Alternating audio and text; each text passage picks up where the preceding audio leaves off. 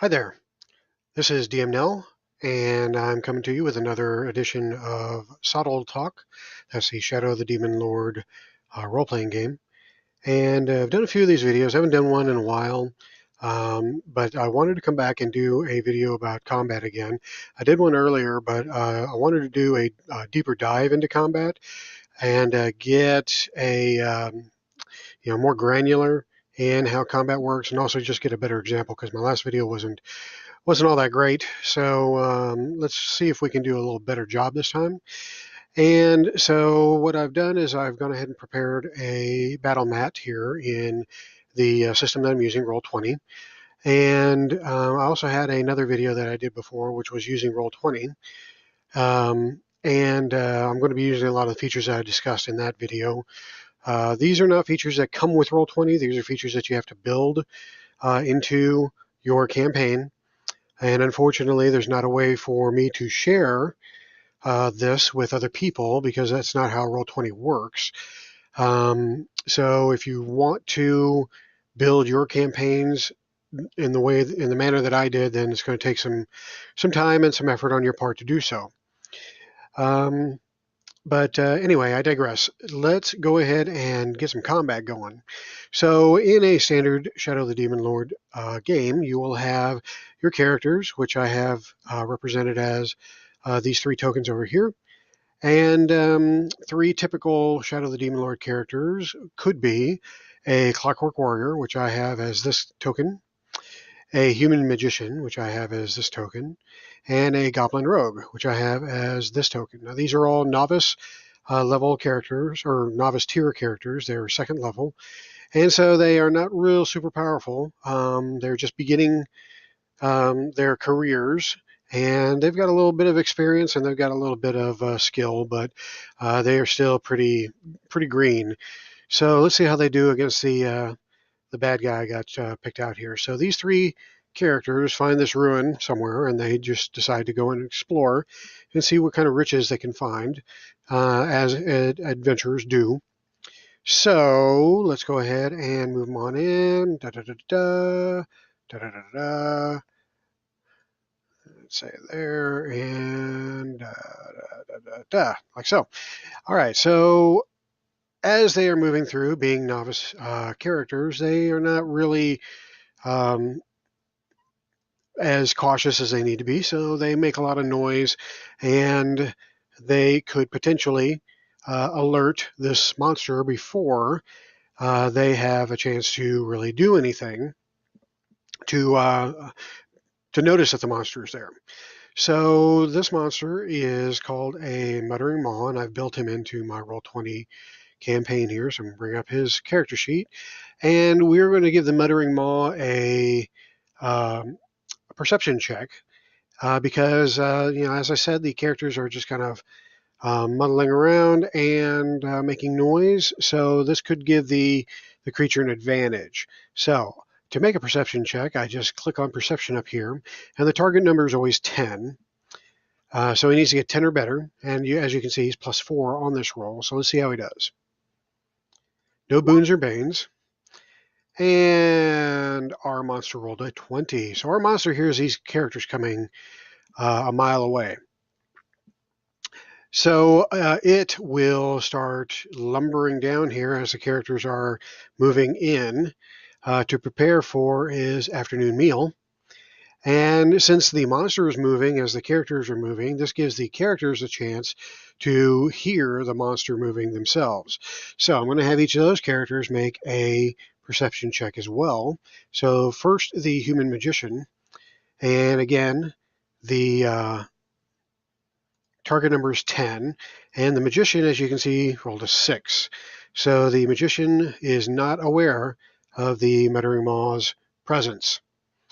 Now it's the Clockwork Warrior's turn, and he's going to make a perception check as well. As you can see, he's got a perception of 9, which means he's not real good at perceiving things, but we'll see how he does this time. And he rolls an 18, so he hears something moving around in there. Now, how about the Rogue? We could stop right there because if one of the characters hears something, then they can alert the others. So we really don't have to continue, but in a real game, all the characters probably roll at the same time, so let's just see what the Rogue got. Okay, so the rogue rolled a 6. He doesn't know that there's a monster in here either. But luckily, the clockwork uh, did, and the clockwork does one of the, hand signal gestures that indicates that there's something uh, up there that they need to be cautious about. So as that clockwork heard the lumbering around of that muttering maw, he moves cautiously into this hallway and spots the muttering maw. At the same time, the muttering maw senses the entry of the players. So what does this mean in terms of how combat's going to go? Well, what it means is both sides are aware of each other. So that means that nobody has an advantage over the other. One side doesn't have the advantage over the other, so there's no surprise round. If there were to be a surprise round, then that means that whichever side is unaware would get well, basically the side that is aware of the side that's not aware would have a let me rephrase that. The side that's not aware would have the surprised affliction placed upon them. Now, the surprise affliction is one of the many afflictions that a character can have on them. And in this game, the surprise affliction states that a surprised creature cannot use actions, cannot move, and automatically gets a failure on all challenge rolls it would make. So effectively, what that means is the monster or the characters, whoever sensed the other's presence, would be able to attack normally, but the creature that is caught unaware would not be able to do anything during that round. That's not the case here, since both sides are aware of each other. So as they are aware of each other, then they can proceed with combat in a normal manner. So a normal round of combat consists of 3 turns: a fast turn, a slow turn, and the end of the round. So the characters have to choose which turn they want to go on, the fast turn or the slow turn, and that determines what they can do during the round. Now, if they want to go on the fast turn, that means they're pretty much acting first, but they can only do one of 2 things. They can either move or take some sort of action or some sort of movement type of activity, which I'll go over here in a moment, or they can take an action, which there are various actions they can take, which I'll go over in a moment as well. So they can only do one of those 2 things. If they choose to go on a slow turn, then they can move and they can take an action. So you can do more, but the problem with a slow turn is that it goes after the fast turn. So if the monster decides to go fast, that means that you have some characters that will be going after the monster. But if the monster goes slow, then the characters go before the monster do. So that's pretty much at a high level how a round works. And the end of round turn, basically any effects that take effect at the end of the round, that's just kind of a housekeeping portion of the round to get all those things wrapped up so that you can move on to the next round of combat. All right, so we have two sides here that are ready to take on each other. So what we're going to do is we're going to go into initiative. Now, in normal games, or other games, I should say, not normal, let's just take Dungeons and Dragons as an example. An initiative round would consist of both sides rolling to see who goes first. In Shadow of the Demon Lord, you don't roll anything. You just decide if you're going to go fast or slow. And that determines where you go in the course of the round. So the warrior here, the Clockwork Warrior, he is going to choose to go fast, and that means he can only take a movement type action. So what we're going to do here is, you can see I have a little initiative button up here. If you know somebody that is proficient in building API scripts and macros, then they can build a cool little function kind of like this button here that a friend of mine built for my campaign site. And basically, what I could do is just push this button, and that gives me the option of choosing a fast turn or a slow turn for this character. Since this is not a normal function in Roll20, I'm not going to use this, as that would be cheating. So I'm going to use what functionality is normally available in Roll20 so that you can emulate that in your game. So what you need to do is pull up your turn order here and have that ready to go. And then in order to put yourself or put a character up on the board, then you have to kind of get things prepped by clicking on the token and then right-clicking. Click on Add Turn. That brings up the that character into the turn order. So we got the Clockwork Warrior, and we'll add the Magician, and then we'll add the Goblin Rogue. So all three of them are up there now. And since we're not rolling for initiative, we do need to indicate what part of the round they're going to go on. So the Warrior, Clockwork Warrior, is going to go on the fast turn. So I'm just going to put an F in there to indicate he's going fast. Now the Human Magician, he's probably going to cast a spell. And casting a spell means he can probably do it from where he's standing, as long as his target's within reach. So he's going to go on fast as well. Now the Goblin Rogue is going to have to get into position to do anything useful. So he's going to choose to go on the slow turn. Now what's our monster going to do? Well, the monster has heard these things coming into his den, so he's going to probably want to eat as quickly as possible. So he's going to want to move, and he's going to want to start chomping on things. So that means he's going to have to go on the slow turn as well, because he's going to want to move and he's going to want to take an action. So there we got the Clockwork Warrior and the Human Magician going on the fast turns. Then we have the Goblin Rogue going on the slow turn. And then we have the Muttering Maw going on the slow turn as well. However, the DM has the capability to change his mind, as do the players, before the actual combat gets going. So after thinking about it for a second and seeing what the Maw's abilities are,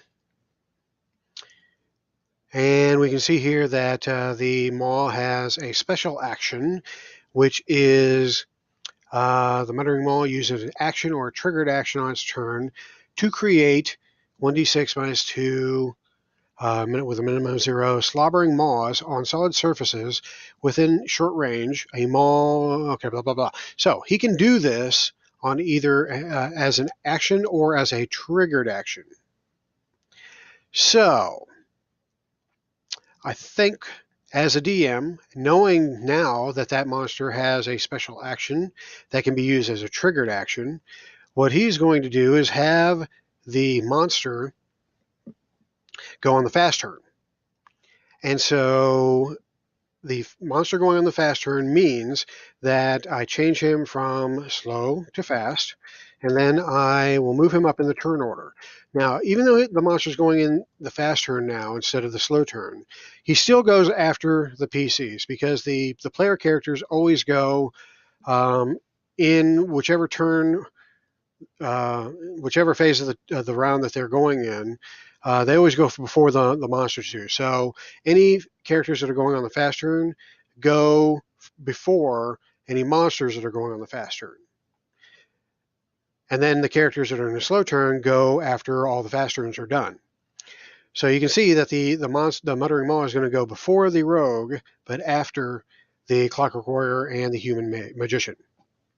All right, so now that we have our turn order set, we are going to rock and roll and go into some action.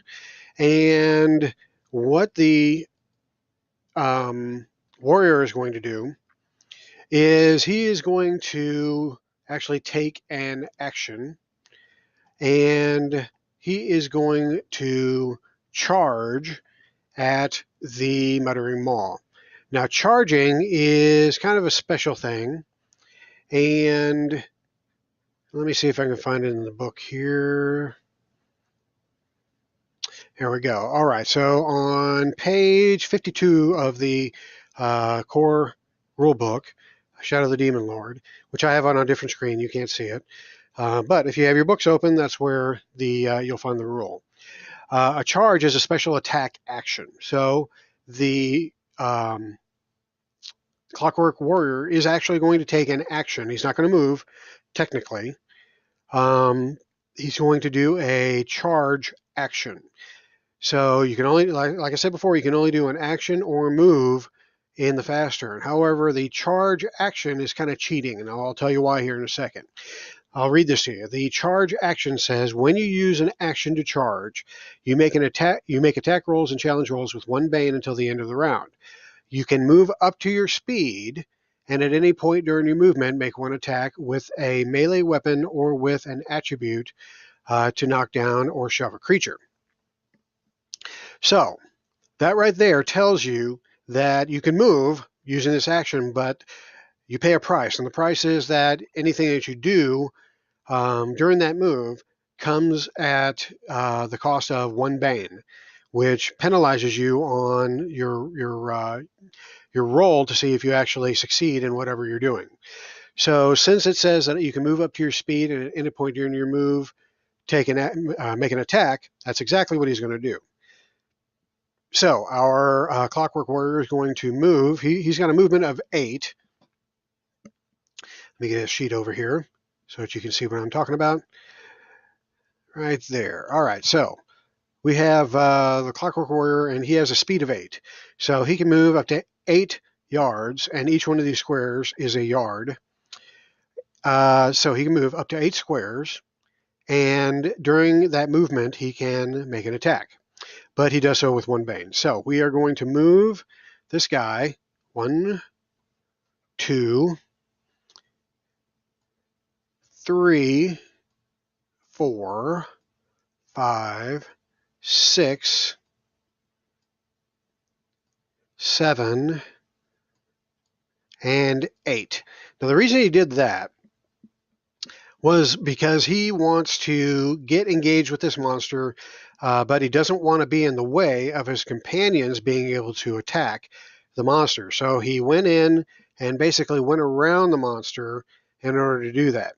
Now, that's kind of a tricky thing to do because in some situations when you move away from a creature, then you are risking a free attack that the creature can make against you. But in this case, since he stayed within reach of the creature and he never left the creature's reach, then that doesn't trigger a free attack from the Muttering Maw. So he's still able to go in, move around him as long as he moves up to his 8 squares, which he just did. And now he's going to make his attack.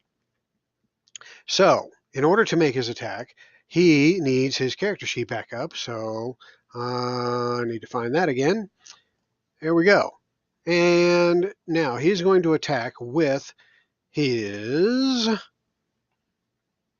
sword, which we have right down here at the bottom of the character sheet. All right, so the sword, and I just noticed it's got incorrect information in there, so I'm going to make a quick fix. So bear with me just a moment so I can get the correct bonus. So this is a little glitch in the character sheet. You always want to make sure that the character sheet is showing the correct bonuses. So since a sword, using a sword is a strength, it's a strength, the attribute that benefits the use of that weapon is strength. So he would get the benefit of the strength modifier, which is +2, and that was showing +0. So that tells me that the character sheet was not picking up that bonus there. So all I did was switch it to another attribute, and then I switched it back, and that got the +2 bonus in there. Okay, so we got that fixed. A little troubleshooting for those of you using this character sheet.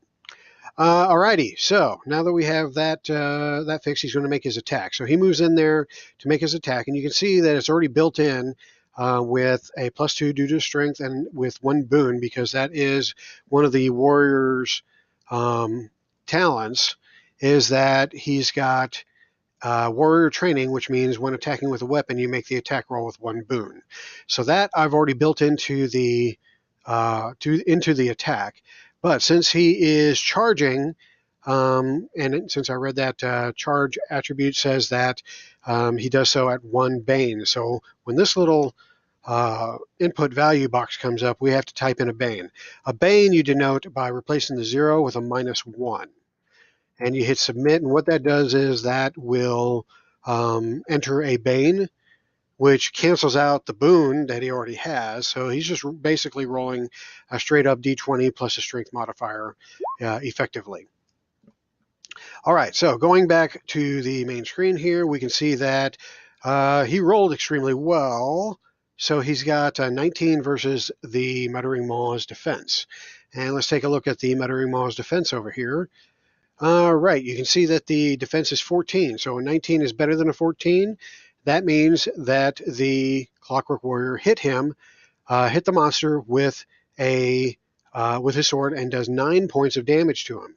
So on the monster's character sheet here, I will hit the up arrow and get 9 points of damage added to the beastie. Now you can see that the beastie's health is 50. So 9 it hurts him, but it's nowhere near killing it because he's still got 41 health. He's only got 9 damage, so that means out of his total health, he's only down 9 points. So he's still okay. It probably just pissed him off. In fact, it did piss him off because what is going to happen now is that he's going to prepare to do something, but he can't yet because now we got the human magician going here. So in order to show that the Clockwork Warrior is already gone, I'm just going to put a dash there just to remind myself that he has already gone, so he can't go again. That's important for me as a DM to keep track of who has gone and who hasn't gone. Because if you have a whole list of monsters, let's say your battlefield is full of skeletons and orcs and all kinds of opponents, it can get pretty busy. And for tracking purposes, you need to know who's gone and who hasn't gone. So the way I do it is I just put a little minus sign next to I replace the fast or slow with a minus sign after they've gone, so that at a glance I can see that thing is already gone. You can also hit this arrow, and what that'll do is that'll move everybody up in the turn order. So it'll move the Clockwork Warrior down here to the bottom, and so the next one up is a Human Magician. So that's another little handy Roll20 tip for you. All right, so it's the Magician's turn, and what the Magician is going to do is he's going to look at his spells, and he is going to cast one. Now, here's the Magician's character sheet, and I have not built the spells into the character sheet specifically as of yet, because I've just started building these character sheets. But what I'm going to do is I'm going to use another little tool that I have built into my Roll20, and that is I have placed all of the spells from the core rulebook into these character sheets, and I put them in their own folder labeled spells. So I know that my magician is, he has the Arcana tradition. I do know that much because I would never build a magician that does not have Arcana. So when I click on Arcana, you can see that I have all the Arcana spells from the core book in here. And so he is a second level magician, which means that he has a power of 1, which means he can cast a rank 1 or a rank 0 spell. And so he is actually going to cast a rank 1 spell. Actually, let's start off. He's going to test this creature and see how tough it is. So he's just going to cast a rank 0 spell. These are his most plentiful spells at this point, or at this stage in his career, so why not? So he's going to cast Magic Dart. Now, Magic Dart, as it states here in the spell, it targets one creature or object within long range, so he is quite easily within range. And then what happens is a magical dart flies from the magician's fingertip. The dart automatically hits, so there's no need to roll to see if there is a hit. It just, boom, hits the creature without any problem, provided that he's within range. And then, and provided there is an unobstructed path between you and the target. So that was why it was important for the warrior to get around to ensure that there was no obstruction between the wizard, or the magician, and the Muttering Maw. So once it hits, the target takes a D3 plus 1 damage. So what I would do to cast a spell is I would just click on this spell right there, and boom, here we have it in the sidebar, Magic Dart, and it automatically rolls the damage for me, which I got 4 damage. Not too shabby. So the Magic Dart flies and hits this thing, and if you really want to get fancy, this is a feature that's in Roll20. You may have to be a pro, or you may have to actually pay for your subscription in order to get this feature. But if you look over here on the action bar, this little lightning bolt thing allows you to put in some special effects. This is kind of cool. So what we did was essentially a magic missile, a magic dart. So we choose missile, and since it's probably just typical magic, um, it didn't say in the spell, what it looks like or anything like that. So I'm just going to choose magic. If you want to be fancy and choose one of these other things, you can do that, but it doesn't give you. If you choose fire, it doesn't mean that the spell does fire damage or anything like that. You're just choosing a special effect, basically, which is why I'm just going to choose magic. So I choose magic, and what we do then is, let's see here. All right, so it's not as interesting as I would have liked, but if you click the left mouse button, you can see it's kind of hard to see actually. You can see the special effect there. Actually, let me try another one. Let me see what fire looks like. So yeah, that's a little bit more visible. So you could just kind of do this just to if the wizard character wants to show the magic missiles flying at the monster, he can choose to do this, boom, like that. Anyway, that's just for fun. That's not something that is needed to make the game go any better or worse. That's just one of the little neat tricks that you can do in Roll20.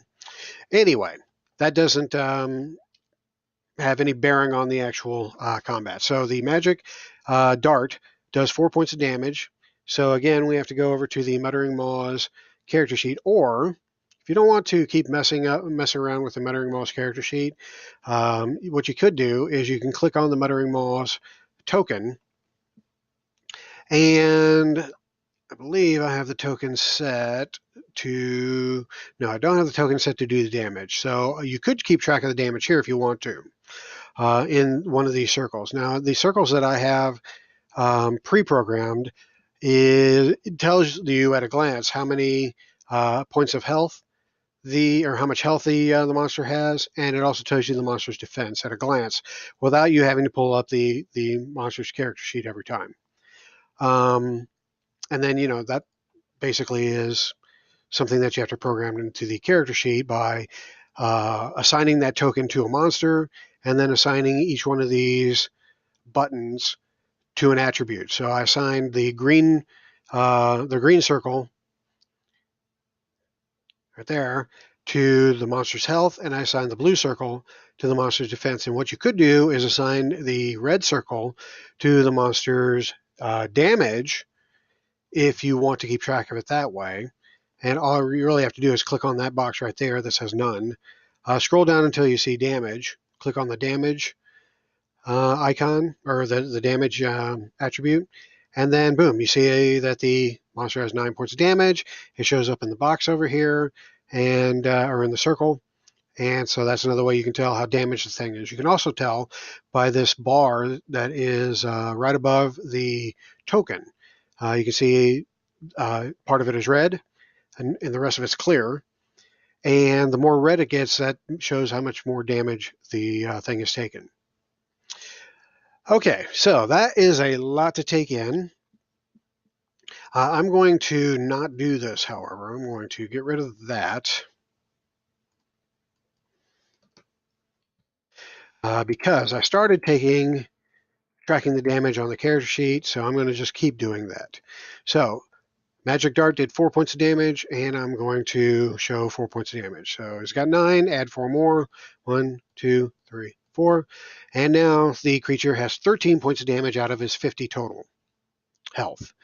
So that is the magician's turn, and so I'm going to put a minus sign there to show that he went, move him down to the bottom, and now it's the Muttering Maw's turn. Now the Muttering Maw, bringing his character sheet back over here, he is going to make an attack. But before he does that, he is going to use a special action.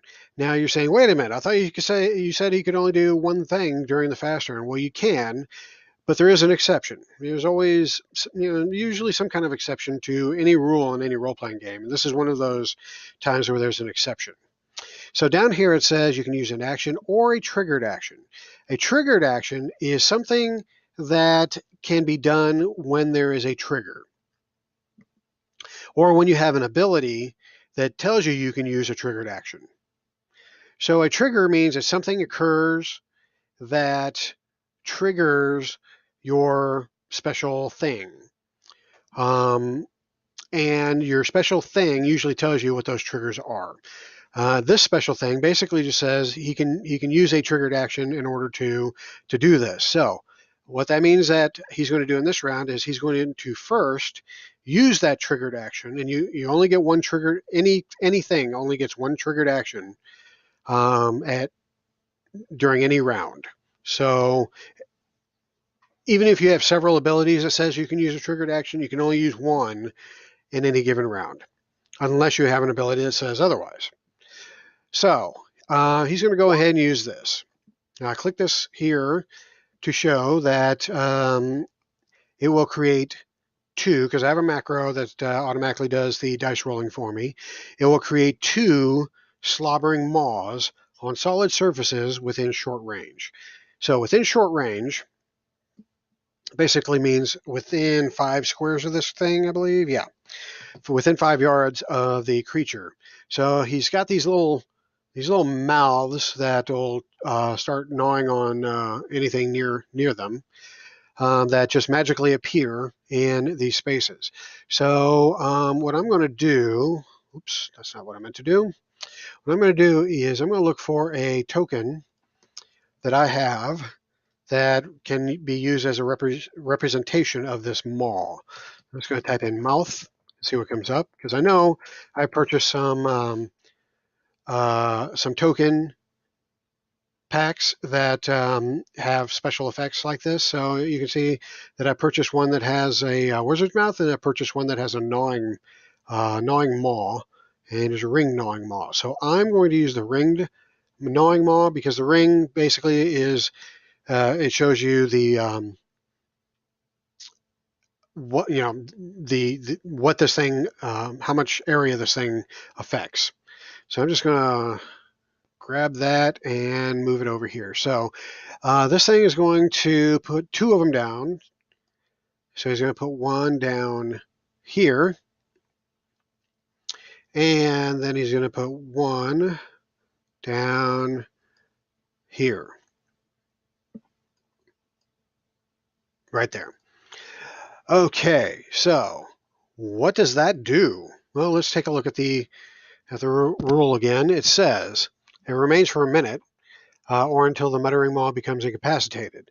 So, and they disappear when the effect ends. So the magic mouths, what do they actually do? Well, when a maw appears, and again at the end of each round thereafter. So when it appears, they just appeared, so they get to do this thing right away. And then again at the end of each round thereafter, it attempts to bite one target creature within 1 yard of it. The target must make an agility challenge roll with 1 bane, and on a failure, it takes that much damage. All right, so since it says when a maw appears, that means that it gets to do something right. This one gets to do something right now because there's a creature within 1 yard of it. This one would get something to do against the Clockwork Warrior, except there's a wall right here. So I'm just going to rule that since there's a wall between the Clockwork Warrior and this maw, that the maw is not going to be able to try to bite him because of the wall. I could be a mean DM and say it could attempt to bite him, but there would be some banes involved. but I don't want to be a jerk about it. This monster is going to be tough enough as it is.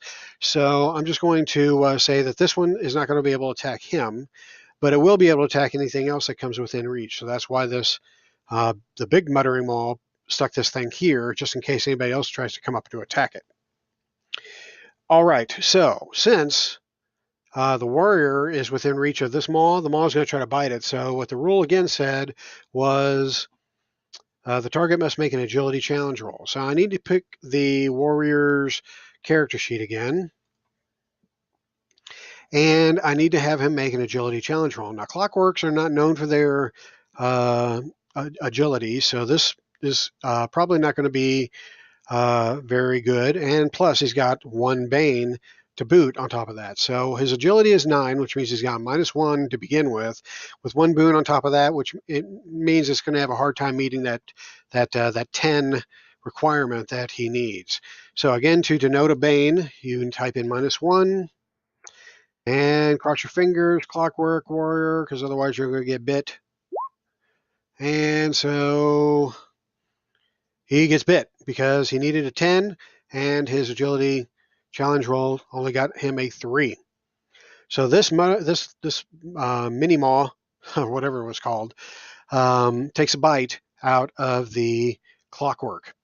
So we need to get the clockwork's character sheet back up here. Here it is. All right, and he takes some damage as well. So let's just go ahead and what did I say the damage was? Oh, it's over here. It takes 2 damage. So we go 1, 2. All right. Now the clockwork's got 22 health, so 2 damage isn't terrible. He can absorb that right now without much difficulty.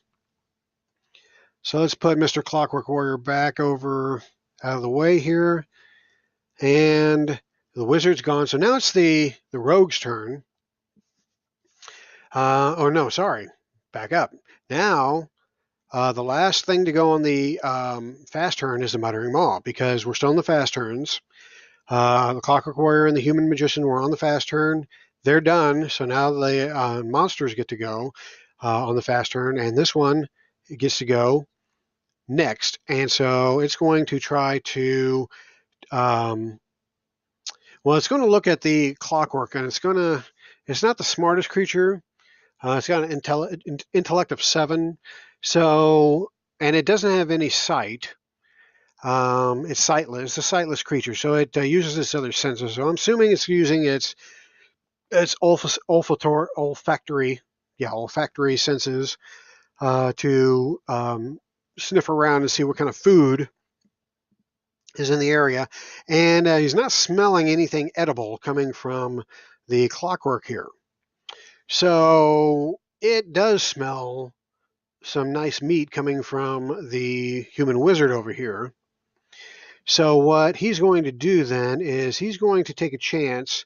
He's going to go out of the warrior's reach, which means that the warrior is going to get a free attack on the Muttering Maw.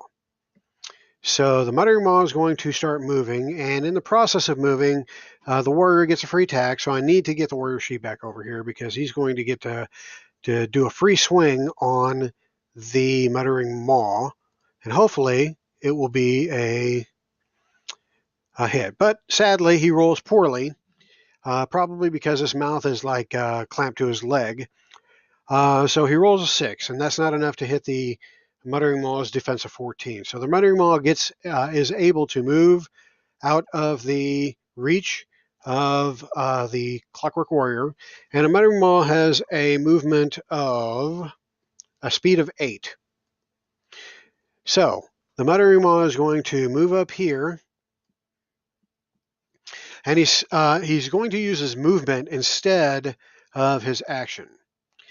Because, like I said before, he can only do a movement or an action. He did just triggered action because that's a special cheat. It's not really a cheat. It's a special exception. Let me put it that way. It's a special exception.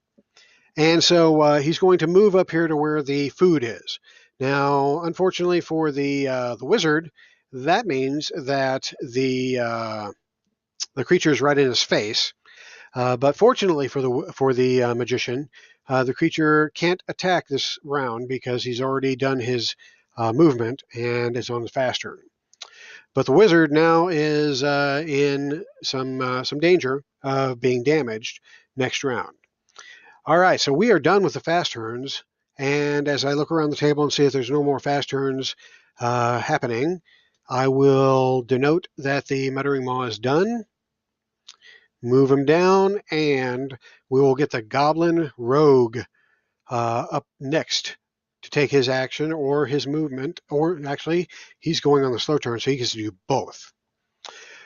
Oh boy, what are we going to do? Says the goblin. He sees that the wizard or the magician is still in the doorway, and there's this big lumbering monster coming up. So he's going to sneak under the legs of the wizard. And one of the rules in my game, and I'm not positive if this is a rule in Shadow of the Demon Lord, but if it's not, it's a house rule. But I allow player characters to move through each other's spaces. And that's because I don't want the player characters to be able to obstruct each other. I also let the monsters move through allied spaces.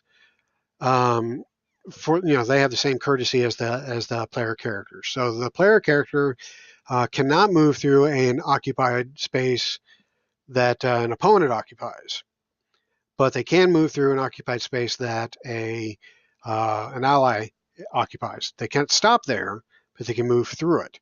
So the goblin is basically going to move through between the legs of the wizard, and he's going to try to get the heck away from this big beastie. Now, I'm going to check and see if there's anything interesting that I can do either with my movement or with my action, because this is a rogue, and rogues like to be sneaky. So when I take a look at the actions for a move, and I'm going to bring the rule book over here real quick, you can see that there are some options under the move section. This is on page 47. There are some options that you can do as a movement.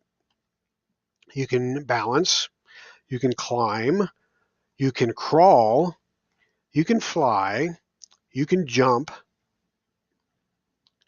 you can ride, you can sneak, or you can swim, or you can teleport. Now, obviously, a lot of these things are dependent on whether or not you have the ability to do those things. So you can't just teleport if you don't have a method of teleporting.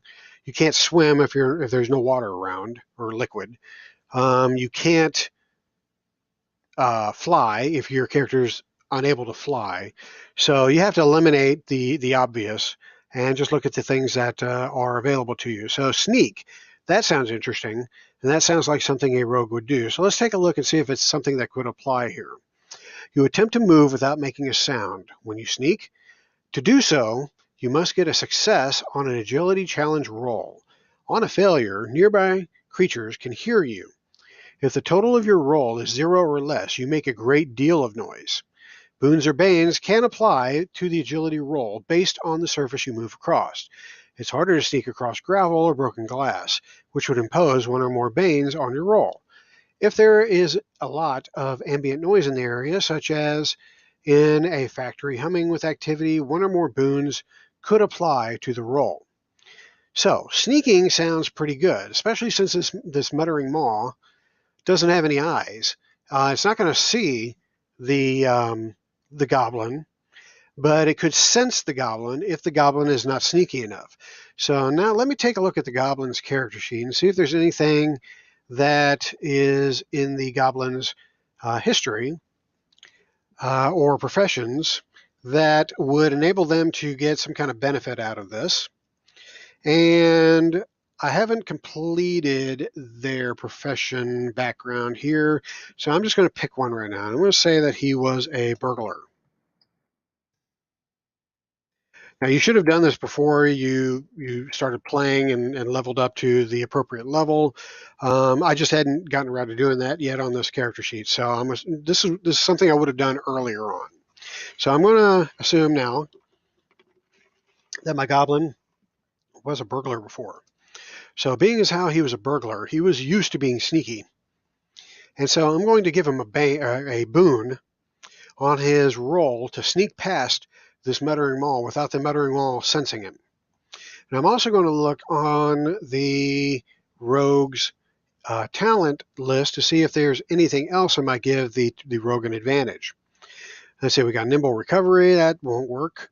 Trickery. Once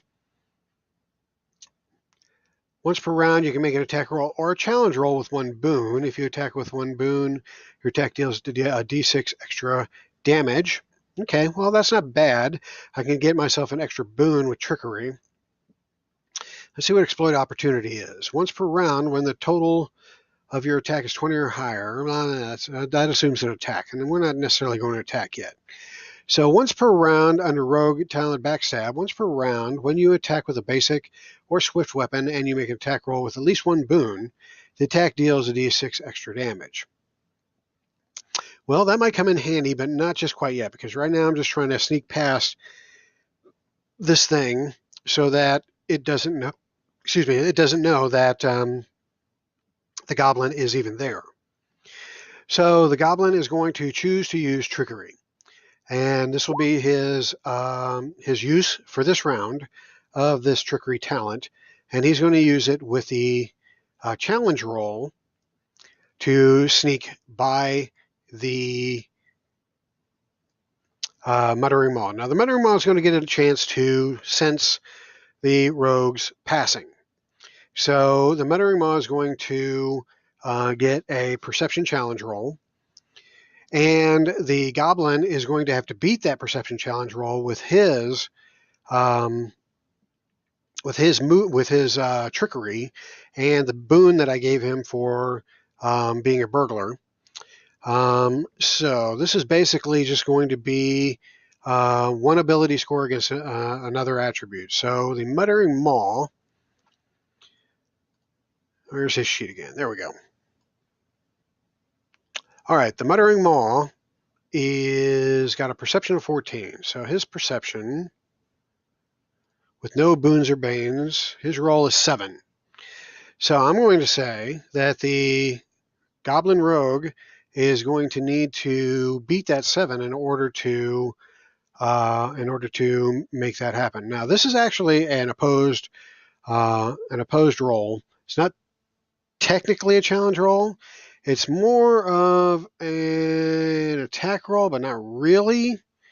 I'm going to treat it as a challenge roll here because right off the top of my head, I'm not exactly sure how this works. So I'm making a ruling, on the fly ruling that this is how this is going to work. So I'm going to go ahead and allow it to be technically a challenge roll, but the target number isn't going to be 10. The target number is going to be the perception of the muttering maw.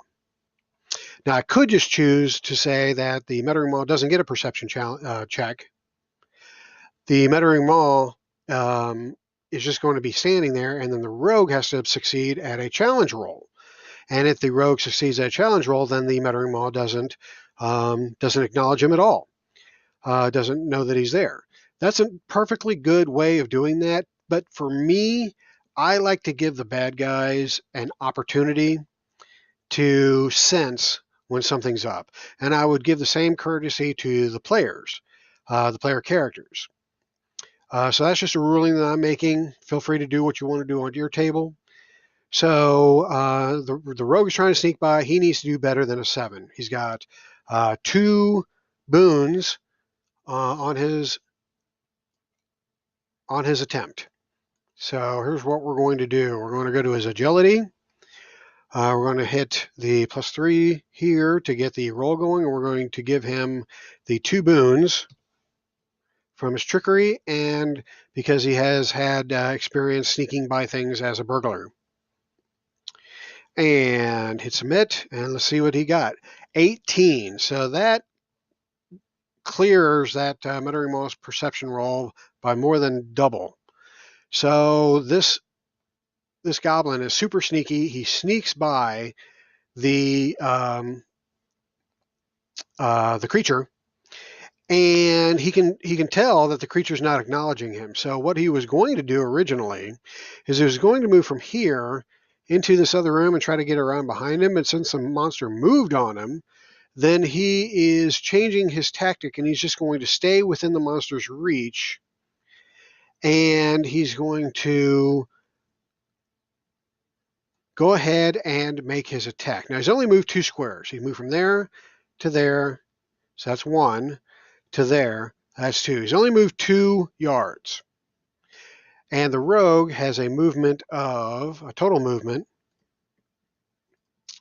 of 10. So he still has 8 yards of movement that he can utilize, but he's stopping right here to make an attack on this creature because he can tell that the creature is not aware of his presence. And when a rogue knows that a target is unaware of their presence, they take advantage of that with what's referred to as a backstab. So under the backstab rule here, it says once per round when you attack with a basic or swift weapon and you make the attack roll with at least 1 boon, and he's going to get a boon because the creature is unaware of his presence, the attack deals 1d6 extra damage. So you can see why he's doing this, so he can get that extra damage in. If you choose this talent a second time, you get to increase it. So the more times you choose backstab as you level up, the more threatening it becomes. But since this is a low level rogue, he would only get an extra d6 damage as long as he's able to hit the creature with his weapon, and as long as that weapon is a basic or a swift weapon. So let's see what his weapon choices are. He's got a dagger. He's got a small sword, which is a finesse weapon. He's got a whip, which is a finesse weapon. And he's got a sling. So what did it say he needed again? A basic or a swift weapon. Well, unfortunately, his sword is not a swift weapon, but I believe a dagger is a swift weapon. Let me just double check that real quick in my handy dandy rule book that I have right over here, because I don't want to give out false information in a tutorial like this. Pretty positive that a dagger is a swift weapon, though, because if it's not, what would be? All right, dagger is a finesse, thrown, or ranged weapon. Wow. All right. Well, what is a swift weapon? And I'm wondering if the verbiage here is incorrect, because I don't see any of the weapons that has a property of swift. I'm thinking they mean finesse. Let me take a look at the finesse weapon quality and see what it says. Finesse, finesse, finesse. There we go. You can make a strength attack roll or an agility attack roll for attacks made using this weapon. And I don't see a swift property under the properties in the rulebook on page 102. So even though it says a swift weapon here in the roguery talent, I don't think that. Oh, okay. Here we go. I see it now. Swift. There's a weapon category on page 103. Swift weapons. Got it. So this includes chain, cutlass, long knife, scourge, or small sword. So our rogue does have a small sword. He does have a swift weapon. So what I will do to denote that in the future, to avoid this confusion, is to put the property of swift here in small sword, swift, and finesse. And that is also the case with a whip, because the whip is in that same category. All right, see, learned something new even in the middle of a tutorial. All right, so he can use his small sword. Yes, he can use his small sword for this backstab, and he is going to. So let's go ahead and click it. We see the +3 here. Yep, so that is correct. We are going to make the attack now, and since the creature is unaware of the rogue's presence, I'm giving him a +1, or I'm giving him a 1 boon to his attack roll, which will allow him to use the backstab. So he gets 1 boon, and the attack is successful. The monster's defense is 14, and the attack roll was 22. So the rogue is able to hit the creature and damage him for 2 points. So we are going to get the creature's character sheet back over here. Where'd you go, little guy? There you are.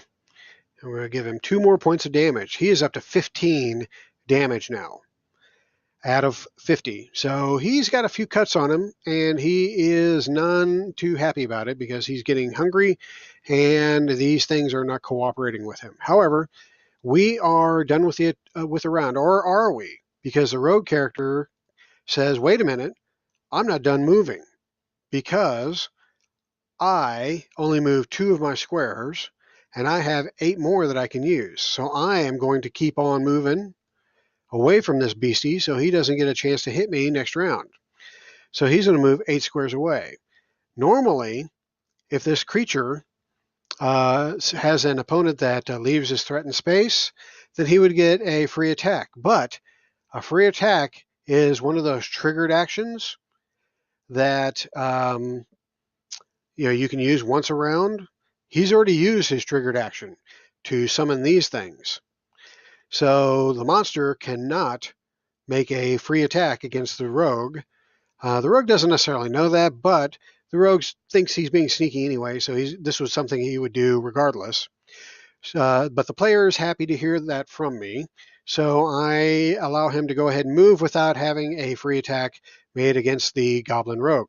So the Goblin Rogue is going to move 1, 2, 3, 4, 5, 6. And you can see that there's rubble strewn across this opening here. I'm going to say that that is difficult terrain. And so the goblin is going to have to use an extra square or use an extra yard of movement in order to get through these squares. So he had moved up to 6 here. He's got 2 more spaces, which means that that would be 7 and 8. So he stops on top of that pile of rocks. And now his turn is over. So I do that to show that his turn is over, and everybody's gone now. So we are now back at we are now done with the combat, or we're done with the turns for round 1, and we go to the end of turn. Sometimes, just to help myself, I will put something on the turn order to denote that there is an end of turn phase in the combat, and usually I do that by putting some kind of icon in there, just as something to that I can use to show that it's the end of turn. So what I do is I take from the various things that I've put in here in my FX folder, and I happen to have the Shadow of the Demon Lord logo saved. So I just put that out here on my battlefield somewhere so that I can use it as something that I can put on the turn order. I do that again by right-clicking on the token and doing Add Turn. Now this isn't a monster. This is just for tracking purposes for me. So what I would put on here instead of fast or slow is I would put end of round. So whenever this comes up, it tells me that we are at the end of the round and that anything that happens at the end of the round would happen now.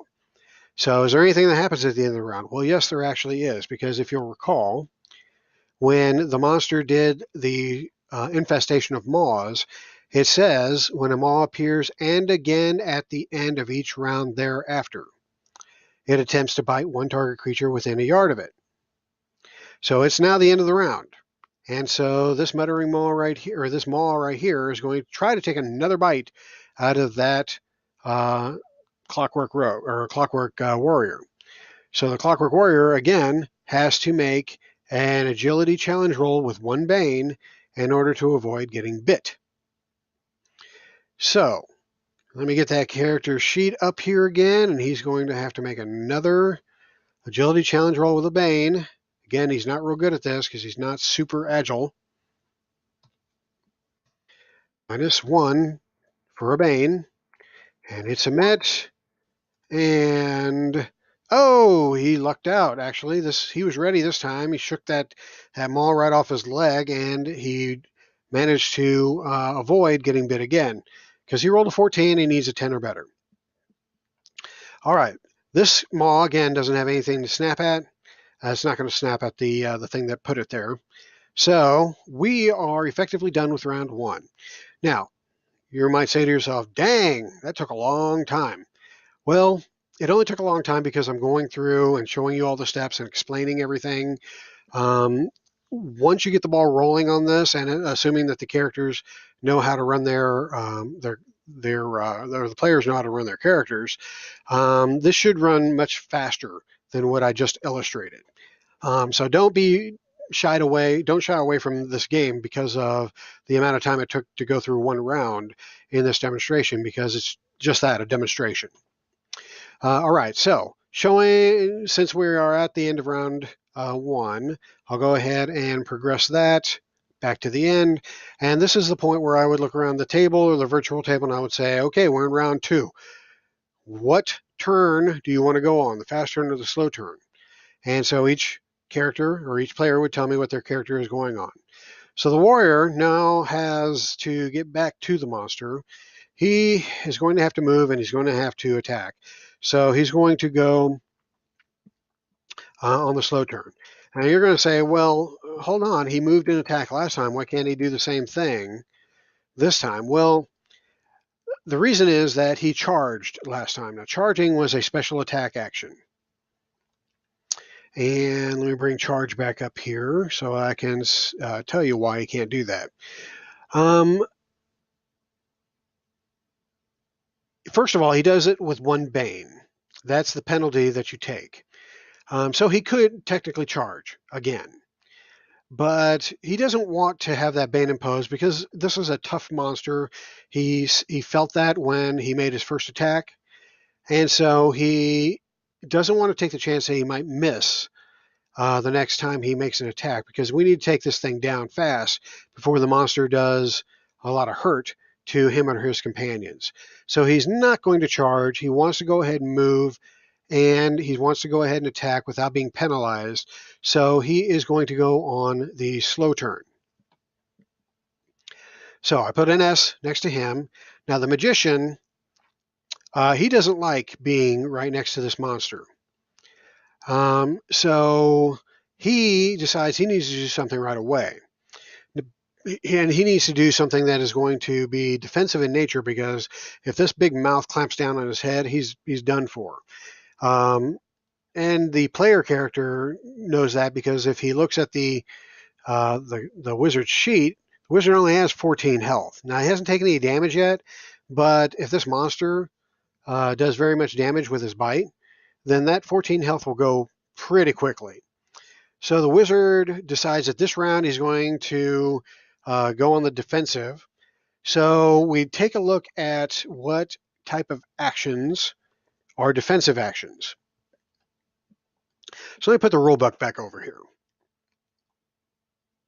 And let's take a look at the actions to see if there's anything that would be more defensive in nature. So these are the type of actions that a character can take in a round. They can attack, which is usually what happens, but you can do other things, which is one of the reasons why I like Shadow of the Demon Lord. You can attack, you can cast a utility spell, you can concentrate, you can defend, and that's probably what we're going to go with. You can end an effect, you can try to find something, you can help somebody, you can try to hide, you can prepare an action for some type of triggering thing. You can reload a weapon that requires reloading. You can retreat. You can rush. You can stabilize, or you can use an action. So the 2 things that I like there are defend or retreat.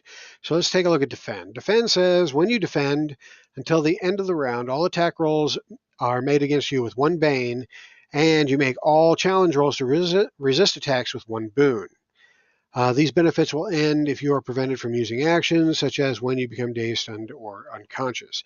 Okay, so that's an option. the wizard can just stand there and defend himself. But the problem with that is he's still vulnerable next round, and the wizard wants to be able to contribute to trying to kill this monster. He's not going to be able to do that if he's defending every round. So he thinks that the best course of action at this point is to try to retreat. And a retreat is an action that allows you to move up to half your speed, and it allows you to do so without triggering a free attack. So the wizard or the magician would be able to move away from this monster up to half his speed, and the magician's speed is 10. So he could move up to 10 yards away, which is 10 squares away, and that would allow him to get away from this thing. And then next round, he could help his friends by peppering the monster with spells from afar, because that's what magicians do. So that's what he chooses to do. He's going to do retreat, and he is going to get the hell out of Dodge by moving back this way. So he's going to move 1, 2, 3, 4, 5, and he's going to go ahead and keep moving 6, 7, 8. Now from here, he wants to have an unobstructed view so he can cast a spell. So he's going to use the range ruler. The character is going to use the range ruler, or the player, I should say, to try to see if he still has line of sight to this monster. Now, in order to do that, use the range ruler, and he has to be able to see one of the corners of the squares that the creature occupies. Now, even though there's a wall in front of him here, it's not obstructing his sideways view, because you can see that the line doesn't go through any of the squares that the wall is occupying. It's an unobstructed view from that square. In fact, the wizard could move further back this way, which is probably what he's going to do. So let me see exactly how far he moved. He moved 1, 2, 3, 4, 5, 6, 7, 8, 9. So he's only got one more square of movement. He's going to use that to go back to here. Now, what the player would probably say is, well, instead of running up there, what about if I just would have gone around here? I'm going to say, no, you actually wanted to see if you had a line of sight from that square. So you actually moved there to see if you had it, and then you realize that you could get even further away by backing up to that square. So I'm not going to let you, retro, do a retro thing on your movement just because you could milk a few more squares of movement out of it. That's what your character did. He moved to there, eyeballed it, and then moved back a square. So that's what you're going to stick with. The player would be pissed off, but I'll be saying, hey, I would treat the monster's movement the same way. All right, so hopefully that would placate the magician player character. Yeah, the player. Anyway, so that's what he is wanting to do. So in order to do that, I have to move all the way back here. This is all a mental exercise. In order to do that, the human magician is going to go on the fast turn, because we're still trying to pick out what turn they're going to be on, right? Okay, so the magician is going to go on fast. The muttering maw, he thinks he's got a meal in front of him, so he's going to initially say he's going to go fast, but if his meal moves away, then he'll change it to slow. Because he's going to have to move up and lumber up and try to chase after his food. But for now, he thinks his food is still in front of him, so he is going to go fast, and we'll change it later if we have to. Again, that is the character or the DM's prerogative to do that. The rogue is going to go slow because he wants to get in position to try to sneak attack the monster again. All right, so that all of our turns are set now. What I do is I just move them in the correct order, and we are ready for round 2. All right, so we already laid out basically what the wizard's going to do. So the wizard's going to move from there to there to there to there. 1, 2, 3, 4, 5. And that's when I stop and say, you know what? You're using the retreat action, and that only allows you to use half your movement. You counted out your full movement. And the player's going to say, oh, dang, you're right. Well, do I have line of sight from here? And we would check it. And we would say, yes, you clearly have line of sight to the monster. And he would say, okay, well, I'll just stay here then. And we both agree that that's a fair thing to do. So the wizard, having gone on the fast turn, has used his action, or has used his fast turn to move. He cannot take an action. He doesn't have any triggered things that he can use. So he is done. So we progress him on. We put a dash there, progress him on. And now it's the Muttering Maw's turn. The Muttering Maw's sensing that the wizard moved away from him, and he did so fast that he couldn't get a free attack. So Muttering Maw's like, oh, Grumpy, I now have to change my tactics, and I'm going to go on the slow turn. So we move him down past the player characters, because the monsters always go after the player characters on the right turn. So that means that all the fast turns are done. Now we're on the slow turns. So I look at the Clockwork Warrior and the Rogue, Goblin Rogue players, and I say, okay, who wants to go first? Now I say that because just because I have them in this order here on the turn order doesn't mean that's the order they have to go in. They could choose that the Goblin Rogue could choose to go first if he wants to, or the Clockwork Warrior could go first. It's up to them. There's no defined order in which these have to go. That's the beauty of this initiative system, is that the players get to choose who gets to go first. So in this round, the rogue is going to wait to see what the warrior does. So he's going to go ahead and let the warrior go first, and then he's going to sneak up behind in the warrior shadow, basically to do his thing. All right. So the Muttering Maw will go after them. So the warrior, tired of being gnawed at by these stupid mouths, is going to take his movement and go 1, 2. But he sees that he's next to the stupid mouth still, and he doesn't want to keep getting bit. So he's going to keep moving. He's already within reach of this monster, so moving around him is not going to be any more detrimental. So he moves 2, 3, 4. He sees the wizard is trying to line up a shot at the maw, and he also sees that he's moving through some difficult terrain here. So he's basically just going to stop right there, and he's going to then he's finished with his move. He's actually just moved 1, 2, 3, 4 spaces, and he still has 4 more that he could use if he wants to, but we'll see if he chooses to do so after he does his action. So as his action, he is going to attack the Muttering Maw, but he decides, maybe I can do something different with this monster and give myself an advantage next round by doing a special attack. So we can look at the melee attack options to see what the Clockwork Warrior could potentially do to give himself an advantage in the next round. He could do a driving attack, and that is you make an attack roll with 1 Bane. On a success, you and the larger monster move a number of yards equal to your strength modifier in the same direction. So that basically means he's pushing the monster along in his attack, but it costs him a Bane to do that. A guarded attack means that he makes an attack roll with a Bane, and he's in a more defensive posture. So the monster, if the monster attacks him back, it does so with 1 Bane as well. Or he could do a lunging attack, and that means that you increase your reach by 1 yard, but you also make your attack roll with 1 Bane. So he's basically doing a jab and moving back, and he increases his reach by a yard doing that. He is not going to use a lunging attack because you're right next to this thing, so why does he need to do that?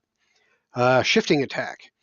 You make the attack roll with 1 Bane. On a success, your movement does not trigger free attacks from the target until the end of the round. So he's not going to do that. because he doesn't plan to move away from this thing. He's going to keep hitting it until the thing drops. And that leaves unbalancing attack, which means that he can make an attack roll with a Bane. And on a success, if the target is his size or smaller, it must make an agility challenge roll. And on a failure, the target falls. Well, this thing is not his size. It's actually a size larger. So an unbalancing attack would not make sense. So after mentally going through all of his options, he decides that he doesn't want to do any of those at this point because none of them would really be worth the bane that he would be imposed. So he's just going to make a straight up attack and just try to brute force his way into killing this monster. So he finds his character sheet again, and he is going to just straight up wail at this guy with his sword. And hopefully he gets a good attack in. So let's see. He doesn't have any boons or banes, so we just attack. And we see that he got a 21 to hit, which is much higher than the 14 defense that this creature has. So he does 7 more points of damage to the monster. So getting the Muttering Maw's character sheet back up on the screen. And you can see, why you would want to use the red circle instead of keeping the character sheet up on the screen all the time, because it's kind of a pain to bring it back and put it away, rather than just click on the token and type in the new number in the circle. That's actually what I do, but I wanted to show you that you could also use the character sheet to keep track of damage if you wanted to do it that way. So 7 points of damage. We do the damage by 7 more points. So 1, 2, 3, 4, 5, 6, 7. So the BC now has 21 points of damage on him. And that's out of 50. So he's almost injured. Injured means that you're at the halfway mark when you compare your damage to your total health. So in 2 rounds, they've almost managed to take this Muttering Maw down half, and the Muttering Maw has not been able to attack back yet. Now, his weird little mouths have been able to, but he himself has not been able to get a bite out of anything edible just quite yet. So that was the Clockwork Warrior's turn. He moved, and then he attacked. Now, he still has 4 squares of movement he could use if he wanted to. However, he thinks that this is as good as position as any. So he's just going to stick here for now and see what the monster does. So his turn is over. And we'll progress him down. And now the Goblin Rogue gets to go. Now the Goblin Rogue is going to continue to be sneaky. And he's going to try to keep hidden from this Muttering Maw. So in order to do that, he needs to hide from this monster. Now hiding is a move action, I believe, or is it an action? No, it's an action. Hide is an action. So hide says you can attempt to hide when you are not being observed and when you are in a heavily obscured area or have 3/4 cover or better from an object. Make an agility challenge roll, and on a success, you become hidden. You remain hidden until the conditions that let you hide no longer apply, or you do something that would reveal your position, such as shouting, making an attack, or casting a spell. For example, if you are in darkness, you would no longer be hidden if the area becomes lit. Similarly, if you are hidden behind a wall, you would no longer be hidden if somebody moves to a position where the wall no longer covers you. All right, so that is what he would like to do, but he thinks he wants to get an attack in first before he tries to hide. So he's going to go ahead and he is going to... Well, he's going to think this through, because if he makes an attack, that takes his action. So does he want to hide, or does he want to make an attack. And he decides that the terrain is in his advantage. He's not going to hide after all. He's going to use his action to attack. So what he's going to do, though, is he's going to be sneaky about it. He's going to move here. He's going to move here. And he's going to move here. And in doing so, he is going to use his ranged weapon, which you can see is a sling. And he is going to sling a stone at the monster. Now, however, he also has a whip. A whip is a reach weapon, which means that it gives him an extra yard of reach. And that whip would reach the monster here. But is it worth his while? Well, the whip does a D3 damage, and so does a stone. So he already has a sling in hand. He's going to go ahead and use a sling, and he's going to lob a stone at the creature. I just realized I don't have my ammo up here, so I'm going to put 20 stones, 20. Sling, stones, 20. All right. So that's what he's going to do. So he was here. He moved 1, 2, 3 out of his 10. Now he's going to make his attack. He's going to sling a stone at the beastie.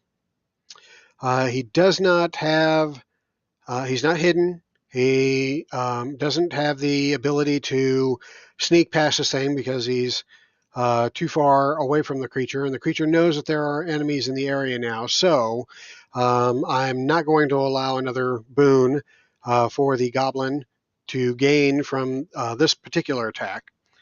So I'm going to say it's straight up attack. So the goblin just moves out there, does his attack, and rolls a 15 to hit. 15 against his target number, which is 14 for the Muttering Maw's defense, and he hits. So he does 2 more points of damage on the Muttering Maw, and the Muttering Maw is now up to 23 points of damage. Again, almost injured, almost halfway. All right, the goblin's done attacking, and he's only moved 1, 2, 3 out of his 10, so he is now going to move back 1, 2, 3, 4, because he wants to get away from these stupid mouths. And he's going to go there, 5. So that would allow him to, next round, 1, 2, 3, 4, 5, move up there again to attack if he wanted to, and then move back. Okay, so he is done now. He's had his move and he's had his action.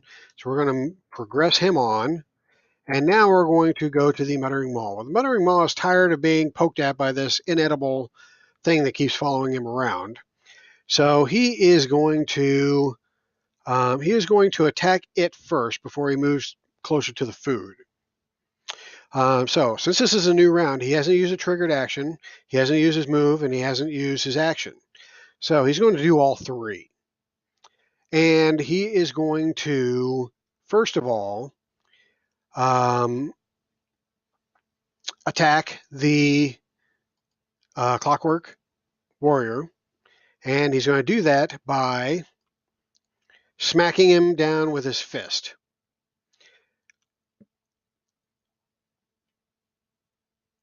Or he could try to take a bite out of him with his maw. And the bite actually does more damage. But this thing's not edible, and he doesn't want to chip a tooth on it. So he decides, he's dumb, but he's not stupid. So he's going to use his fist up against this this inedible piece of shit that keeps attacking him. So he's going to use a fist, and he doesn't have any modifiers due to any circumstances here. So it's just a straight up roll. And he gets a 10. Now the Clockwork's defense is 15. So that 10 isn't good enough to hit the Clockwork. So it basically bashes up against his shield, or it misses him completely. He just swings over his head. And the monster's like, all right, I did my thing. I'm moving on. So it now tries to move towards where it sensed the source of this food has gone. So he smells the magician way back here. He's going to move towards it. So in order to move towards it, he needs to be able to reach the he's going to need to reach the magician. And let me get his character sheet back up here again. He has a move of 8. So he's not too speedy himself, but he's got pretty much a straight shot at the wizard. But just in case, we can go ahead and measure it out here. Yeah, so it looks like he can move to there with 4 squares easily. And so that's what he's going to do.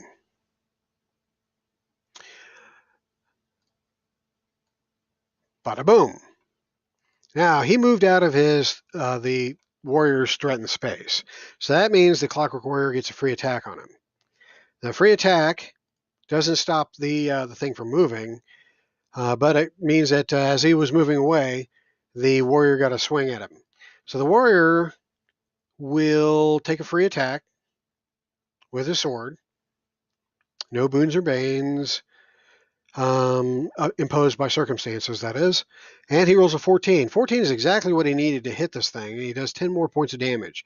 So he cuts him in the ass as the monster moves away, and the monster takes another 10 damage. Now he's definitely injured. 1, 2, 3, 4, 5, 6, 7, 8, 9, 10. It's 33 points of damage out of a total of 50.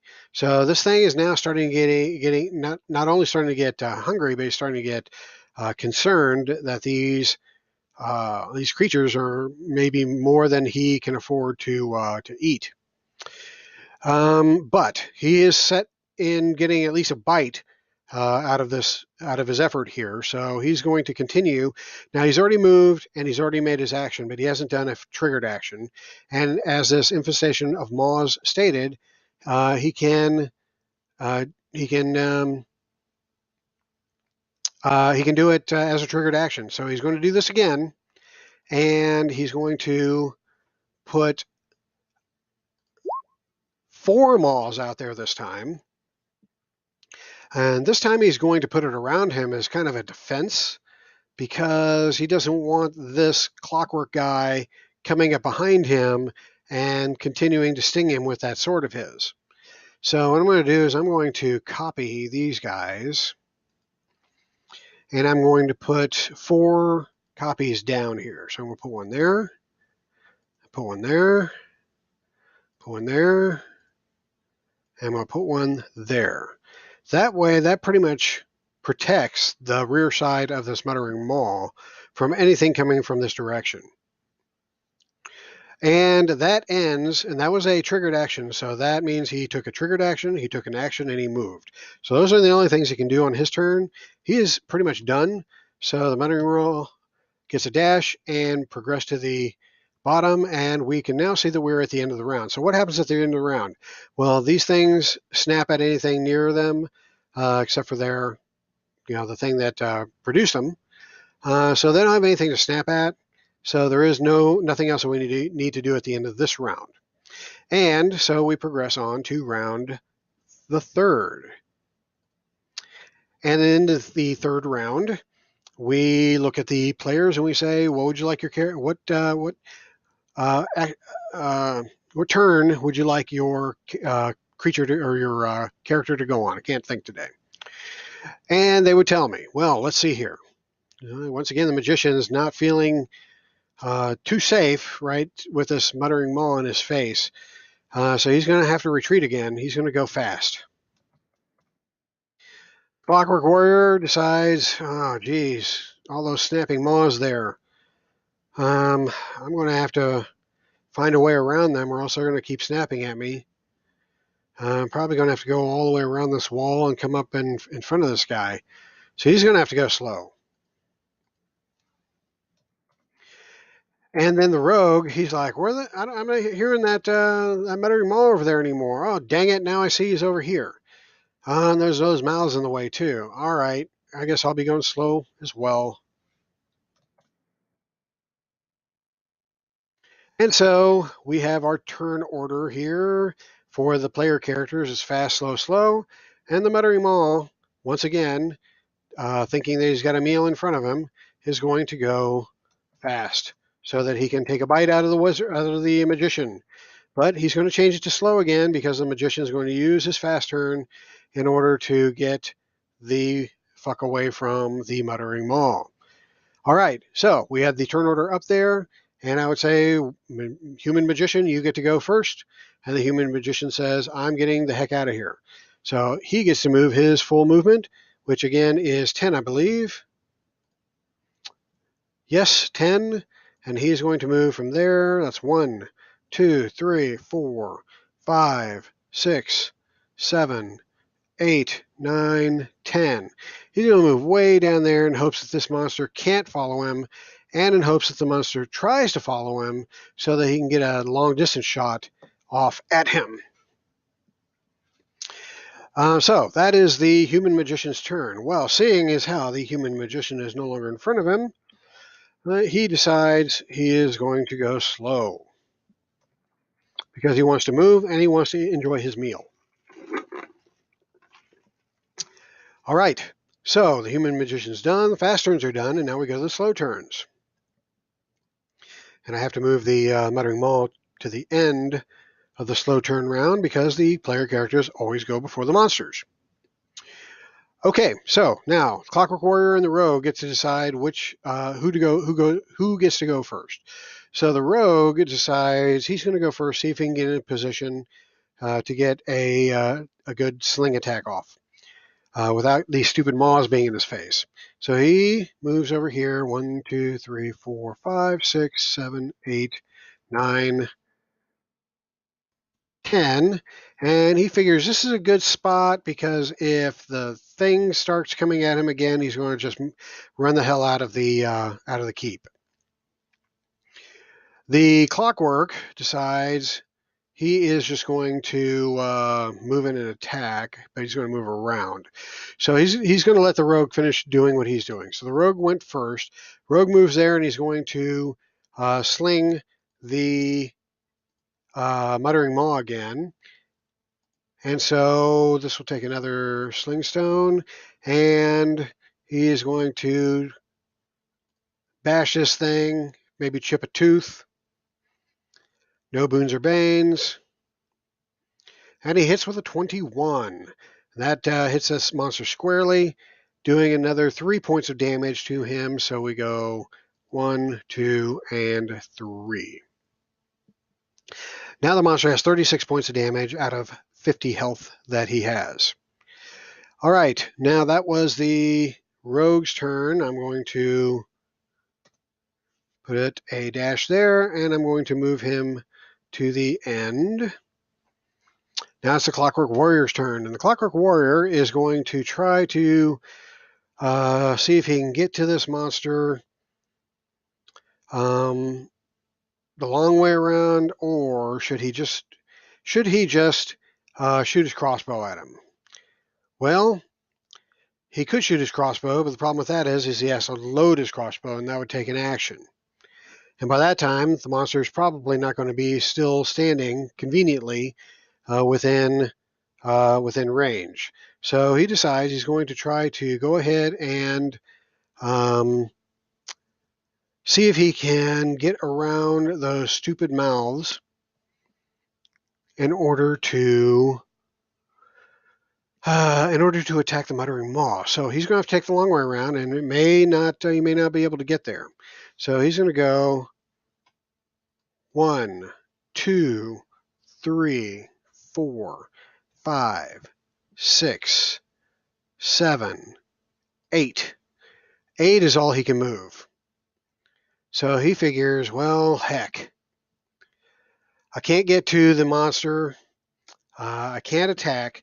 So what I'm going to do is I'm going to load my crossbow just in case this keeps happening, and then I can shoot the damn thing if he's out of my reach again. So he uses his action to load his crossbow so that he would be ready to attack the monster in the event the monster moves out of his sword, the reach of his sword. So, Clockwork Warrior is done. And now it's time for the Muttering Maw to take his turn out of round 3. And as stated before, he is going to, go after his food. So he squeezes through here. Now, since this is a size 2 monster and there's a narrower space here, he's going to have to squeeze through there. So he's going to have to, for every yard he moves, he's going to have to actually spend 2 yards to squeeze through here. So that would be 1, 2. And then he's through that, so the rest of the movement is normal. It'd be 3, 4, 5, 6. Oh, and he sees that this stupid inedible thing is in his way again. So he is going to, this time he's going to hit him with his fist again, and he's going to hope that he gets a good enough roll to grab him so that he can not worry about this thing continuing to move in his path. But in order to grab him, he needs to, as you can see on my character sheet here, the target is grabbed on an attack roll of 20 plus. That's part of his fist attack. So he's going to attack this thing, this clockwork with his fist, and hope he gets 20 plus. So let's see. Submit. Oh, look at that. Not only did he get a hit, but he did get 20 plus. So he smacks the Clockwork Warrior with 7 damage. And did I start doing this on the Clockwork Warrior sheet, or did I do it in his circle?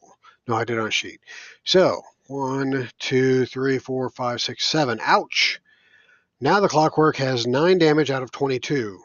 Still nothing to be too overly concerned about, but there might be more monsters or more threats in this keep. So the Clockwork needs to keep that in mind and monitor his damage that he's taken. Okay, so Muttering Maw hits him, and also he grabs him. So not only is the Clockwork damaged, but he is now in the grip of this monster. And so the monster only moved 1, 2, 3, 4, 5. He can continue moving. He still has 3 squares of movement. And now since he's holding the clockwork, he moves the clockwork with him because he's basically got him in his grip. So to show this, just for purposes of this this demonstration, I'm going to have the maw basically move through this thing's space. But you can see that this is a tight space here. So moving through here, moving through this square, and probably this square is going to cost double movement. So he's only got 4 squares of movement left. He's going to move. To move there is okay. That's 1. But to move here is 2, 3. And then to move there is double again. He doesn't have double because he's already up to 3. He only has 1 more square of movement. So he's basically stuck there. But you can see that he's on top of the warrior. And at this point, what I'm going to do is I'm going to move the warrior's token over here because he's in the grip of this thing. But I don't want the warrior's token on top of the monster's token because that just is bad positioning. So I'm just going to say that the monster has the warrior in one hand and is just basically moving. So at any the warrior could be pretty much in any adjacent square as long as he's in this monster's grip. Technically, he's probably in one of the monster squares, but again, I don't like the overlap. So we're not going to do the overlapping thing. I want to say he's in an adjacent square. So for now, the warrior is in that square right there. All right. So if the warrior wants to get free, he's going to have to free himself, and he does that by using the escape action. I believe it's an escape action. Is it escape? Defend? No, it's not an escape action. I think actually when you're grabbed, I think you have to make an opposed roll. So we'll look that up here in a little bit. But for now, he's in his grip. And it's the end of the turn. Muttering Maw has moved as far as he can move, and we're at the end of the round. These things snap at dead air because there's nothing for them to hit, and they can't move. So they just kind of stay put, oddly snapping at the air. All right, next round, and we are in round 4. I just progress this. Whoops. Like that. There we go. All right, round 4. The wizard says, oh, geez, this thing's coming up on me again. Honey, leave me alone. I can't get an attack off. So he says, I'm going to stand my ground at this point and hope that my allies can come in from behind and save me. There's this big pile of rocks here. That gives me a little bit of cover. Thing's going to have to squeeze through here to get to me. So I'm going to take my chances, and I'm going to shoot him with a spell. So he's going to go on the fast turn. The rogue, he's got a nice clean shot from where he's standing. So he's going to stay there, and he's going to sling the creature from there. So he's going to go on fast. Clockwork Warrior is already in his grip, so he's going to go on fast. And then the Muttering Maw is going to go on slow because he wants to get to this meal and frickin' eat. So we have our turn order. I don't even have to move anything. Now I just have to ask which one of these guys want to go first, and the human magician says, me. And I say, okay, what would you like to do? And he says he wants to cast a spell. So I go back to the spell list, and this time he wants to cast a spell that's a bit more potent from the Arcana list, and that is Unerring Darts. And what he gets to do is he gets to cast up to all right, up to 3 creatures or objects within long range. 7 magical darts fly from your fingertips, divide as you choose among the targets, and each dart hits automatically, provided there's an unobstructed path between you and the target. Target takes 1 damage for each dart that hits it. So since there's 7 darts, and they're all going into the Muttering Maw, the Muttering Maw takes 7 points of damage. They hit unerringly. So that's 7 points of damage more than I need to add to the Muttering Maw's character sheet. 1, 2, 3, 4, 5, 4, 5, 6, 7. All right. So the Muttering Maw is bleeding profusely from many little wounds spread throughout its large form. And it's now starting to get worried that he's not going to be able to get a meal in before these intruders take him out. So, but there's nothing you can do about it right now because now it's the goblin's turn. Human magician's done, and the goblin, right after the wizard goes, he does another sling stone at the monster, and let's see if he hits again. Oh, sadness. This time he rolls an 8. And so the sling stone hits one of these walls in between the space space between these two combatants. So the goblin frowns and rethinks his tactics and decides maybe he needs to get in this thing's face and just goblin up, get in this thing's face and take it out. Or not. He'll decide next round. But his turn's done this round, so now it's the Clockwork Warrior's turn. Now, the Clockwork Warrior can either attack the Muttering Maw, or he can try to escape the Muttering Maw's grip. So what I need to do is find the grab or the attacking attribute section. And what we have here are the following types of attacks. You can disarm, you can distract, you can escape, You can feint, you can grab, you can knock down, you can pull, you can shove, or you can charge. These are all an attack, which makes it an action. Where are the actions? Several pages back. Back here. Okay, so this is an attack, so that makes it an action, which means that he still has a movement after he does this action. Now he can do that, or he can just choose to attack the Muttering Maw. And since he's already in the Muttering Maw's grip, I would say he would get a boon to his attack. So considering his options, he doesn't like being grabbed by this thing, and the thing will probably have a boon to attack him if he chose to do that. But he's going to take the chance, and he's going to just swing his sword at the Muttering Maw because he has a better chance of hitting it while he's grabbed by the darn thing. So, Clockwork Warrior is going to throw caution to the wind, and he's going to make a sword attack against this Muttering Maw. And I'm giving him a boon because he is so close to the Muttering Maw. All right, so let's see what the outcome is. Oh my gosh. Oh my gosh. What a terrible roll. He rolled a 2.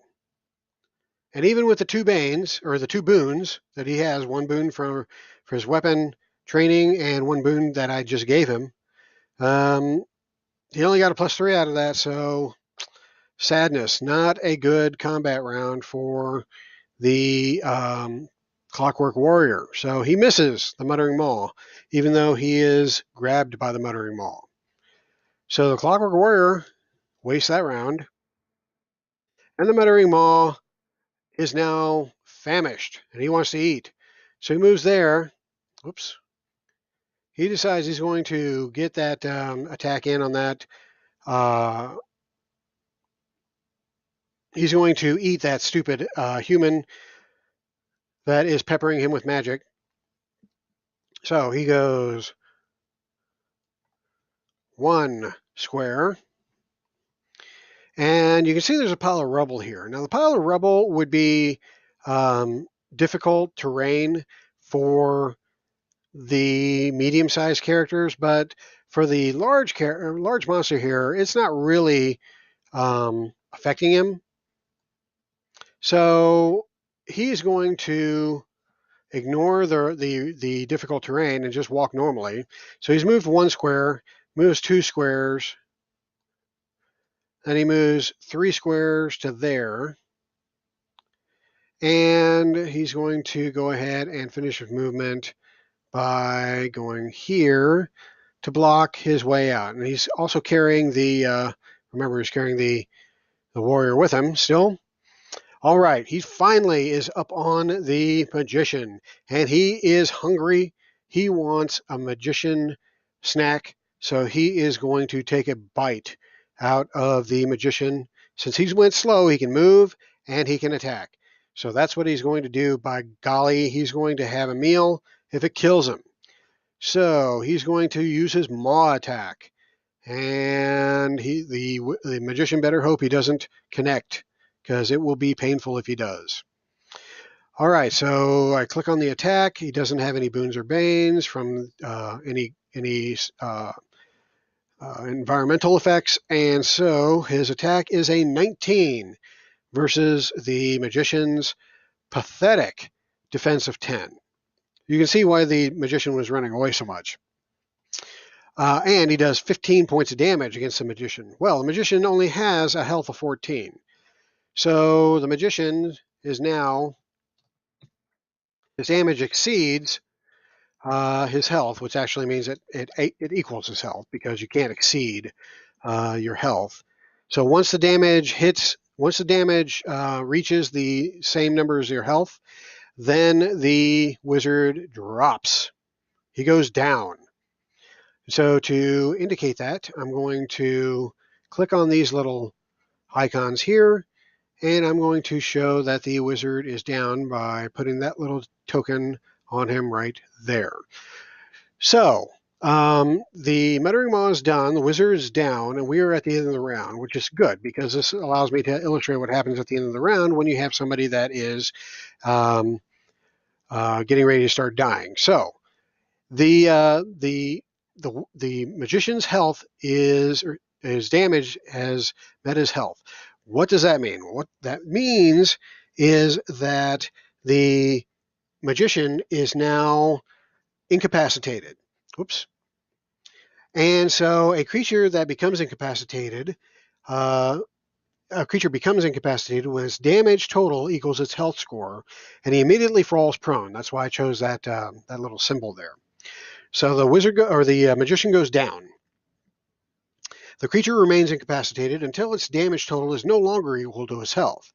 If it takes any damage while incapacitated, the creature dies. So if this Muttering Maw gets another bite on him, magician's dead.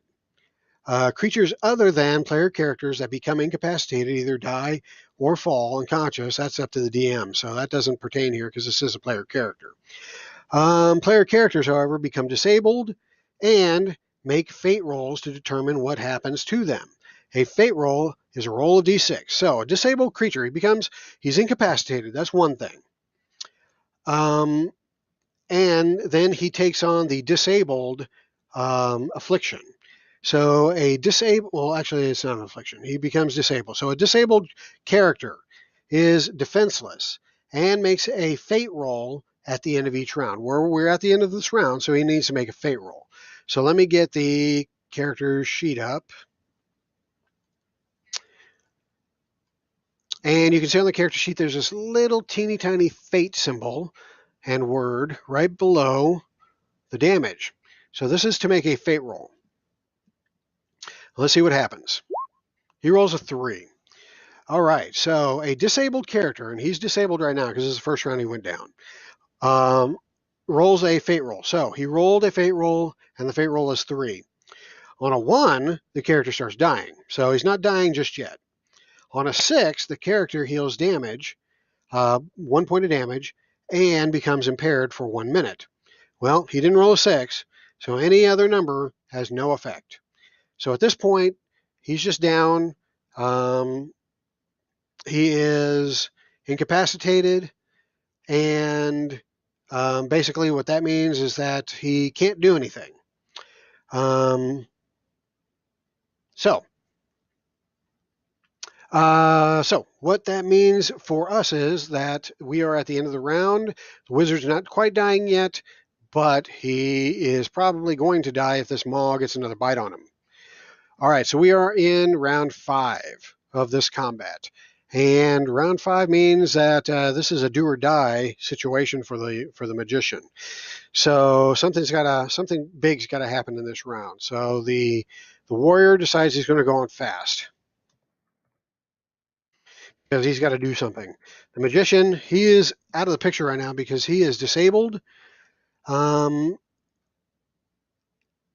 let's see what it said again here. He is incapacitated, which means creature. He is disabled and makes fate rolls. But since he is at 0, or since he has since his health equals his since his health equals his damage equals his health, I believe he's unconscious as well. But I'm trying to find that here on the rules. And I'm not finding it on my handy dandy GM screen, so I'm going to have to refer to the actual rule book. So bear with me a moment. I want to get this right because this is important stuff that you need to know. All right, so combat, protect 2 weapons. Here we go. Incapacitated. All right. Creature that becomes incapacitated when its damage and this is from the book, when his damage total equals his health score. Upon becoming incapacitated, the creature falls prone. A creature remains incapacitated until its damage no longer equals its health. If the creature takes any damage while incapacitated, it dies. Creatures other than player characters that become incapacitated either die or fall unconscious for 1 to 3 hours as the GM decides. That's, again, for creatures other than player characters. But a player character becomes disabled and makes fate rolls. So disabled characters are defenseless. That's what's missing. I don't think it said that on the sheet, or did it? Player characters become. It said disabled. That's why I was confused. See, my GM screen says disabled, but the book says they become defenseless. Now, defenseless is an affliction, and the affliction of defenseless says a defenseless creature cannot defend itself. Its defense is 5. It cannot use actions, and its challenge rolls using its attributes result in failure. A creature can still perceive its surroundings, so he's still conscious. However, and can make perception challenge rolls as normal. That's about all he can do. He can make perception challenge rolls, but he can't do jack shit other than that. So he's basically on the ground. He's got birds flying around his head, and he is just unable to really do anything except wait for the killing blow to come or wait for one of his friends to save him. All right, sorry about all that, but it's been a while since I've had the scenario come up, so I had to refer to the actual rule book. Sometimes you got to do that as a DM. All right, so the magician can't do anything, so I'm just going to keep a dash next to his name. And the goblin rogue decides, oh man, my buddy is hurting, so I guess I better get in the fray. So he is going to go slow so he can move up and do an actual attack on the BC. Okay, so now that we got our and the muttering maw, of course, is going to go fast because he wants to finish off his meal so he can eat it. All right, so the muttering maw goes right after the clockwork warrior, and then the goblin rogue comes up behind after that. So the clockwork warrior, again, he's saying to himself, I've got to kill this thing before he gets that big ugly maw on my buddy. So he is going to do one last Hail Mary swing on the muttering maw and hope that he takes him out before the muttering maw takes a bite out of the magician. So with sword in hand, he tries to drive it into the breast of this monster. Let's see how he does. Again, I'm giving him one boon because he's still grabbed by the muttering maw. And this time the gamble pays off because the warrior rolls a 24 on his attack roll. He does normally 6 damage. However, since he rolled higher than 20, one of the warrior's talents is a forceful strike. And when the total of your attack roll is 20 or higher and exceeds the target's number by at least 5, which it did, the attack deals 1d6 extra damage. So not only did he do 6 damage, but he does a d6 extra damage on top of that. So I find a d6, I roll that, and I add that to the total. Not great damage, but it's still better than nothing. So where are we at with the muttering maw's damage? Well, let's take a look here at the character sheet. He's got 43 points out of 50. He just took another 8 points of damage. So I believe he is done for. 1, 2, 3, 4, 5, 6, 7. Oh, look at that. His damage now equals his health. That means this monster is going down. The warrior effectively shoved the sword into the monster's mouth and down into its chest, connecting with his heart, and digs that heart right out of the chest. This thing drops to the ground like a rock and keels over dead. All right, and so that ends this combat. It was a pretty costly little combat for the magician. The rogue really didn't really get any damage, and the warrior got hit a few times, but he's still fairly functional. So at this point, the wizard is the one that really took the brunt of that attack, and so he's probably going to ask the rest of the guys to rest here for a while so that he can try to get some of his strength back. Probably down a potion of healing or two as well. All right, so that concludes this demonstration of combat for Shadow of the Demon Lord. Again, it took quite a while to get through this demonstration. Let me see how long. We are at 1 hour and 59 minutes, so it's taken almost 2 hours for us to go through this combat. But that's because, again, I'm running 3 characters and the monster, and I'm explaining all the options that are available. Normally, this combat would probably have taken about 15 minutes. So, in a real game, it wouldn't take that long. Again, your mileage may vary based on your player's knowledge of the game, your GM's knowledge of the rules. You know how often you have to stop and look something up, like I did, and stuff like that. But for the most part, this combat probably would have taken on average about 15 minutes. Um, all things all things considered. So I hope this has been more helpful than my last video. And so I plan on doing more frequent videos going forward as time permits, and maybe visit some more rules in more detail. I'll think about it at this point, but for now, I want to go ahead and close this video out right at 2 hours and 30 seconds, and I will catch you guys next time. Hail.